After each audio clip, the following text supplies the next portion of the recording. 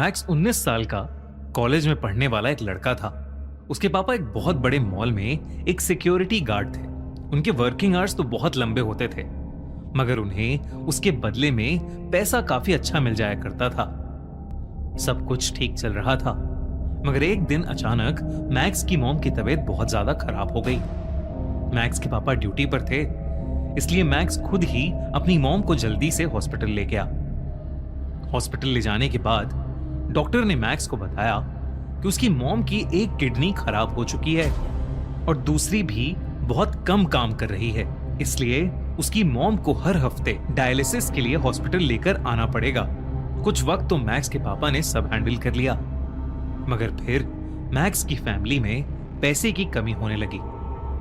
Max की mom के इलाज में ढेर सारा पैसा लग रहा था और मैक्स के कॉलेज की फीस भी काफी थी।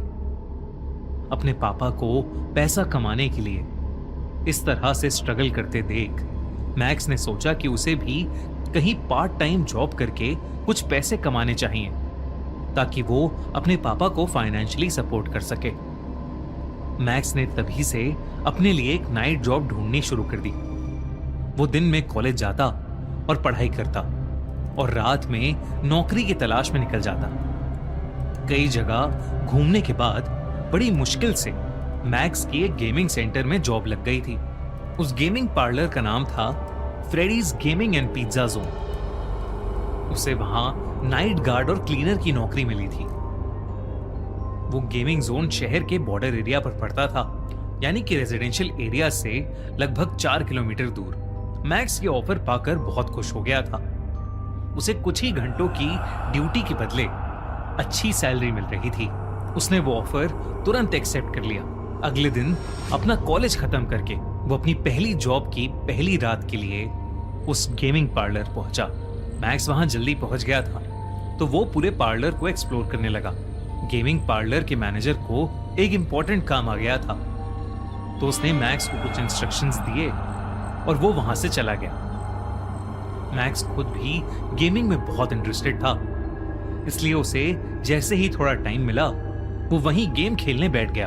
मैक्स ने फ्रेडीज के गेमिंग एरिया की पावर ऑन करने की कोशिश की, मगर लाइट्स जली ही नहीं। फिर उसने सोचा कि शायद मेन स्विच ऑफ है, तो वो बेसमेंट में मास्टर स्विच ढूंढने चला गया। उस बेसमेंट में ढेर सारे पुतले पड़े हुए थे। वो सब बिल्कुल रोबोट्स जैसे लग रहे थे, बस उनका भेस किसी एनिमेटेड कैरेक्टर जैसा था, जैसे कि वो सारे पुतले बहुत बड़े आकार के रंग बिरंगे खिलौने हों। मैक्स उन्हीं के बीच पावर स्विच ढूंढने लगा। इतने में अचानक से मैक्स के पीछे खड़े पुतले का सर हिला। ऐसा लग रहा था जैसे वो पुतला मैक्स को ही देख रहा है। मैक्स को लगा कि शायद ये उसका वहम है, इसलिए वो फिर से मेन स्विच ढूंढने लगा। पर तभी मैक्स को ऐसा लगा जैसे वो पुतले धीरे धीरे उसके पास आ रहे हैं। अचानक से उसे अपने पीछे से किसी के जोर से हंसने की आवाज आई, पर वो जैसे ही पीछे मुड़ा उसने देखा कि सब कुछ बिल्कुल नॉर्मल था।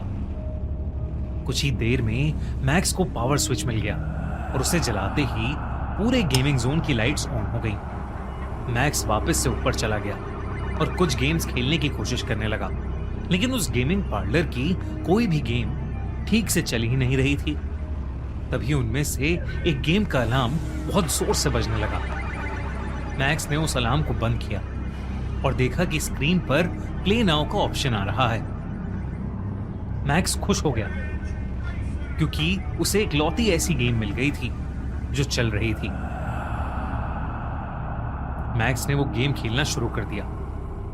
उस गेम के कुछ रूल्स थे, जिनमें लिखा था कि प्लेयर को वो गेम 5 दिन के अंदर अंदर खत्म करनी होगी, वरना वो भी एक पुतला बन जाएगा।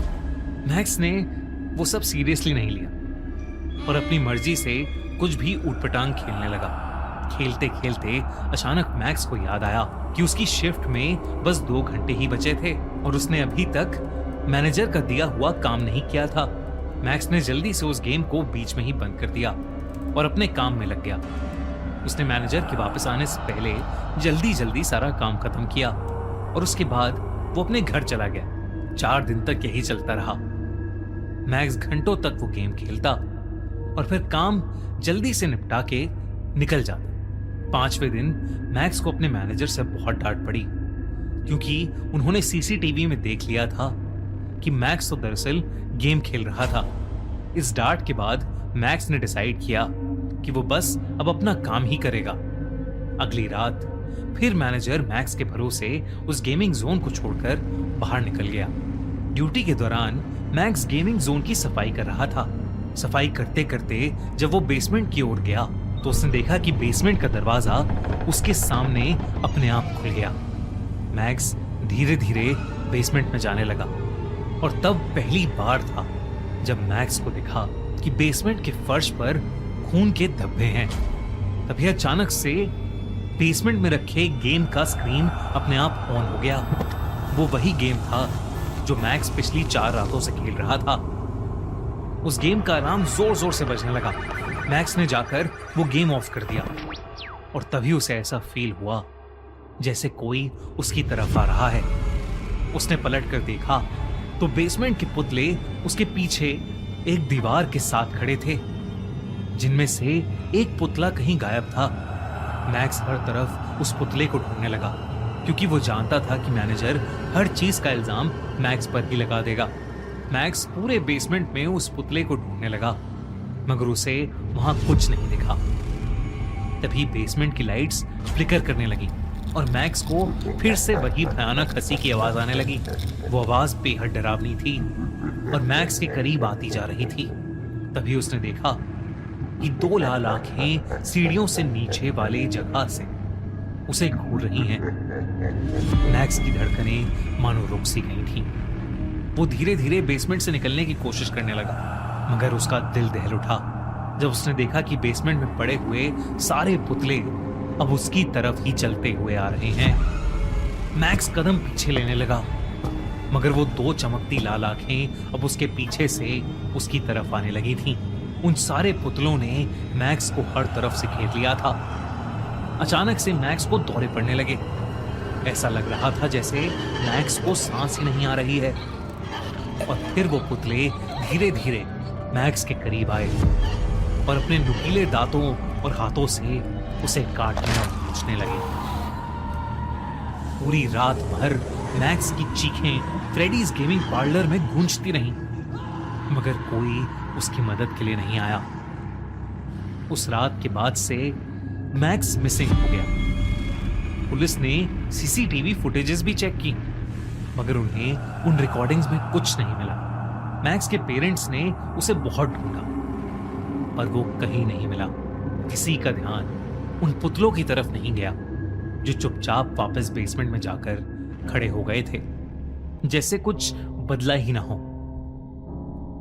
पर एक चीज जरूर बदली थी। उन पुतलों में अब एक पुतला और ऐड हो गया था, जिसके बारे में शायद ही कोई कभी जान पाएगा।